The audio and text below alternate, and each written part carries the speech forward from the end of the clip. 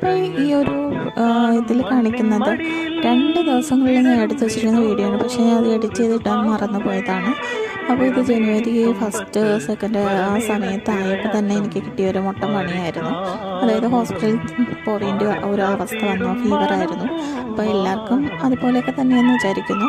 അപ്പോൾ ഫീവർ വന്നപ്പോൾ കുറച്ച് ദിവസം ഇങ്ങനെ നീണ്ട് അവിടെ തന്നെ കിടക്കാൻ ഉള്ള ഒരു അവസ്ഥയായി. അപ്പോൾ അതിൻ്റെ തൊട്ടടുത്തുള്ള ജനലിൽ കൂടെ ഈ ഒരു കാര്യം മാത്രമേ കാണാൻ പറ്റത്തുള്ളൂ, പുറം ആയിട്ട്. അപ്പോൾ അതും കണ്ടൊക്കെ അങ്ങനെ ഇരുന്നു. പിന്നെ 2-3 ദിവസം കഴിഞ്ഞപ്പോഴത്തേക്ക് ഡിസ്ചാർജിനുള്ള ഇത് മേടിക്കാൻ പോയി. കുറച്ച് ലേറ്റായിട്ടൊക്കെയാണ് അപ്പോൾ നമുക്ക് കിട്ടിയത്.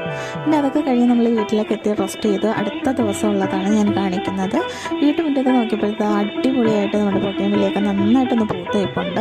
ഇതിന് വലിയ വളമൊന്നും കൊടുക്കണ്ട, ചാണകപ്പൊടി ഇച്ചിരി ഇട്ട് കൊടുക്കുക, നന്നായിട്ട് വെള്ളം ഒഴിച്ചു കൊടുക്കുക, സൂര്യപ്രകാശം കിട്ടുക. അപ്പോൾ അത് നന്നായിട്ട് പൂത്തിലഞ്ഞ് കിട്ടും. ഇപ്പോൾ അത് പൂക്കുന്ന ഒരു സമയം കൂടെയാണ്. അപ്പോൾ ഇന്ന് വീണ്ടും കൊഞ്ചമായിട്ട് വന്നിരിക്കുകയാണ്. കൊഞ്ചെന്ന് വിചാരിച്ചാൽ എനിക്ക് ജീവനാണ്. ഞാൻ അതിനെ ഫ്രൈ ചെയ്യാറാണ് പതിവ്. അപ്പോൾ എൻ്റെ പൂത്തോട്ടത്തിൽ ഇത്രയും പൂക്കളൊക്കെ ചെറുതായിട്ടൊന്ന് പൂത്തൊക്കെ നിൽപ്പുണ്ട്. പൂക്കളൊക്കെ ഇങ്ങനെ നമ്മളതിനെ പരിപാലിക്കുന്ന അനുസരിച്ച് അതിന് പൂ തന്നുകൊണ്ടിരിക്കും. പൂ കാണുമ്പോൾ എനിക്കൊരു സന്തോഷം കിട്ടും. ആന്തൂറിയൊക്കെ ഞാൻ ആദ്യമായിട്ടാണ്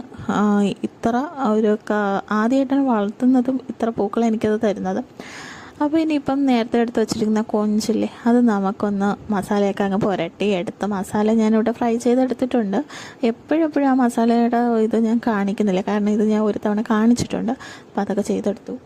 പിന്നെ നമ്മുടെ പറമ്പിൽ പിടിച്ചിരിക്കുന്ന ചെറിയ കണ്ണിമാങ്ങ ഇത്തവണ ഒരുപാട് മാങ്ങ പിടിച്ചിട്ടുണ്ട്. അതുപോലെ തന്നെ കാപ്പിയും നന്നായിട്ടൊന്ന് പൂത്ത് വെപ്പുണ്ട്. അപ്പോൾ മാങ്ങയൊക്കെ ശരിക്കും പിടിച്ചിരിപ്പുണ്ട്. അപ്പോൾ എനിക്ക് കൂട്ടായിട്ട് 2-3 കൂട്ടുകാരും ഇതിൻ്റെ അവിടെ ആയിട്ട് ഇരിപ്പുണ്ട്. ഒരു സ്ഥിരം ഇവിടെ ഉള്ളതാണ് കേട്ടോ. പിന്നെ ഉച്ചയൊക്കെ കഴിഞ്ഞപ്പോഴത്തേക്ക് നമ്മളൊരു ബിരിയാണി കഴിച്ചായിരുന്നു. നല്ലൊരു ബിരിയാണി ആയിരുന്നു കേട്ടോ. ഇതിൻ്റെ കൂടെ വേറെ ഇതൊന്നുമില്ല, ആ നേരത്തെ കാണിച്ചത് മാത്രമേ ഉള്ളൂ. അപ്പോൾ വീഡിയോ ഇഷ്ടപ്പെട്ടെന്ന് വിചാരിക്കും. Thank you.